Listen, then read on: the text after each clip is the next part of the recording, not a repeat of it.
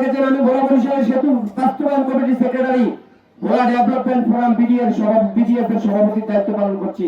আগামীতে যদি আল্লাহ তাআলা এই এলাকার জন্য আমাকে কবুল করেন তাহলে ইনশাআল্লাহ ভোলা বরিশাল সেতু নিয়ে আগেও কাজ করেছি, আগামীতেও করবো ইনশাআল্লাহ। ভোলার নদী বাঁধ স্থায়ী বাঁধের ব্যবস্থা করবো, ভোলার চিকিৎসা, স্বাস্থ্য খাত, বরাদ্দকৃত সবকিছু নিয়ে আপনাদের সাথে পরামর্শ করে কাজ করব।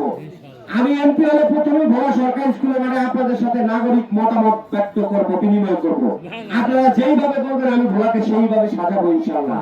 একটিবার আমাদেরকে সুযোগ দেন, একটিবার পরীক্ষা করেন। ইসলামী দলকে সব তন্ত্রমন্ত্র দল দেখা হয়েছে, এদেরকে আর নতুন করে দেখার কিছু নাই। আগামীতে বয়স্ক যারা আছেন তাদেরকে বলবো, হয়তো অতীতে অনেক দলকে ভোট দিচ্ছেন, জীবনের শেষ ভোট ইসলামের পক্ষে হাত পাকায় দেন। যুবকদেরকে বলবো আপনার প্রথম ভোটটা হাত পাকায় হোক। মা বোনদেরকে সবাইকে বলবো, সব দল দেখেছেন, এবার একবার ইসলামকে বিজয় করে দেখেন, আপনারা ঠকবেন না। আপনাদের আমানত খেয়ানত করবো না ইনশাআল্লাহ। আপনাদের কাছে আমি আকুল আবেদন জানাই, আপনাদের সাথে আবারও দেখা হবে, কথা হবে। আমি ভোলার ছেলে, ভোলায় থাকি। আমি যদি এমপি হই মাঝে মধ্যে ঢাকায় প্রয়োজনে কাজে যাব, কিন্তু ভোলাই থাকবো, আপনারা আমাকে পাবেন।